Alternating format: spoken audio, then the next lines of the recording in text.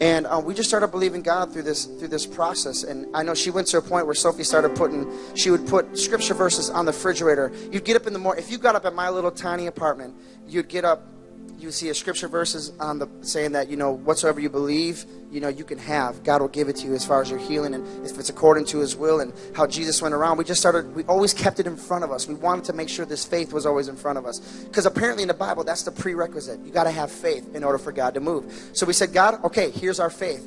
Well, as it keeps going, it keeps getting worse.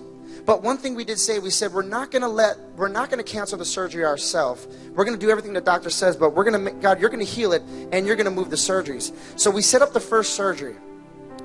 The doctor calls up and he's like, or the nurse calls up and says, the doctor had made an arrangement in his schedule.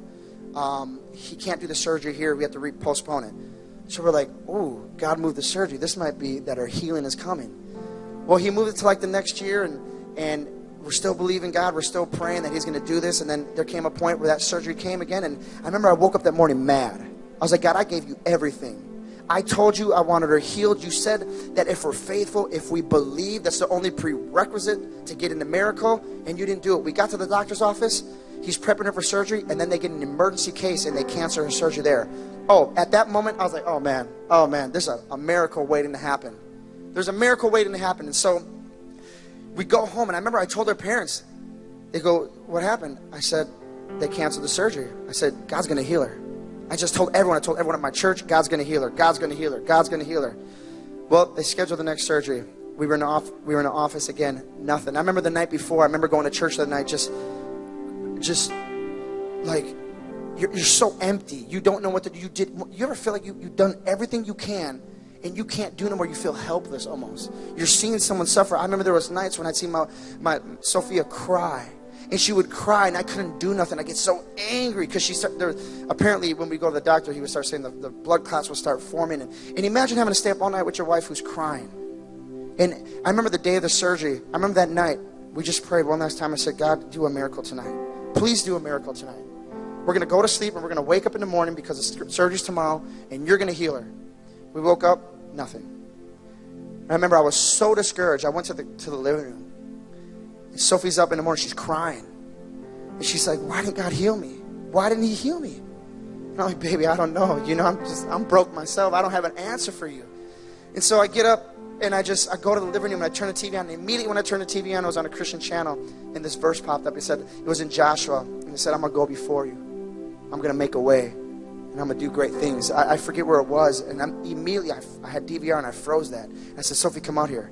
I said, I believe this is God. God's going to go before us in this hospital. He's going to do some great things. And on our way to the hospital, I remember I kissed her. Her parents were there. And I went off to work. The surgery was supposed to take 6 hours. It took 12 hours. I got there. They finally got her out. They had put a pacemaker in her. They had rerouted the blood because the blood was getting... The reason why her heart was beating so fast is because the blood was getting stuck in a valve. And so at this point, I get there, and the doctors finally wake up. And I really believe in the power of speaking. If you don't understand, if you can do an actual study, a scientific study on the power of words. And me and Sophie believe this firmly. I still believe it to this day. If you can go online right now, and you can... preface this. I don't want to rabbit trail this, but I want you to understand why we had verses, why we would speak life, why we would speak things. There's a scientist named Masaru Emoto, and what Masaru Emoto studied was that vibrations in words have effect on words. Your body's made up about 70% of water, and you can test it. They said when they spoke to words, they froze it, and then they put it on plates. And when you say words like I love you, it transformed the waters into beautiful crystals. And then when you say things like I hate you, I don't appreciate you, it looks like someone punched the water molecule. It's insane. Go on YouTube and YouTube it tonight. They have a personal experiment that you can do to show the effects of words. And all over the Bible it says life and death are in the power of the tongue. So the reason why I told you about the power of words, because when she got out of surgery, the first thing I said to her, I said, Sophie, say you're strong. She goes, I'm strong. I said, baby, say it again. Say you're strong. She said, I'm strong. And the doctor said, sir, we need you to come out now. We need her to rest. And so I went to the hospital room at this point, and they let me stay there, and I went to sleep that night, and the doctors woke me up. They said, come down, Sophie wants to talk to you. I run down there. They were monitoring their whole night. Run down there. And I run down there, and they put her back to sleep. Something happened. They said she fell back asleep, go back to her room. It was a long distance. The hospital is a huge hospital in Milwaukee, Wisconsin.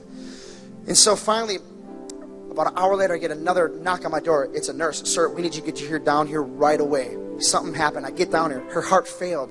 They had to resuscitate her. They got her back. They put her back on her life support, and they said, listen, the doctor met with me. He said, we have to do an emergency surgery. Her heart is rejecting the surgery that we did right now. And what we need to do is we need to put her on an artificial heart. And he starts explaining to me this huge box, this machine. We're going to stick these tubes into her, and this machine is going to beat her heart. And I said, doctor, do whatever you got to do. Do whatever you got to do. At this point, I felt in my mind, okay, it's got to get worse before it can get better. And so I remember I called my church at this point. I called my pastor and I said, we have to pray. We got to pray. We started a 24-hour prayer vigil. We started contacting churches that my pastor knew. He was a pastor over 2 churches at that time. All the people there. We started praying. And can I tell you something? We started seeing miracles. And we started having prayer vigils at the hospital. And so check this out. So we're at the hospital and we start praying, and these families are seeing that we're praying, and they ask me, and they ask my friends, they said, you the people that's praying? I said, yes. They said, I have a son that's in the ER unit. Please pray for him. So we went over here. I can't remember. There's 3 specific prayers that we prayed, and we saw 3 miracles. One, I believe the kid was in a car accident, and he was in a coma, and they said he was going to die.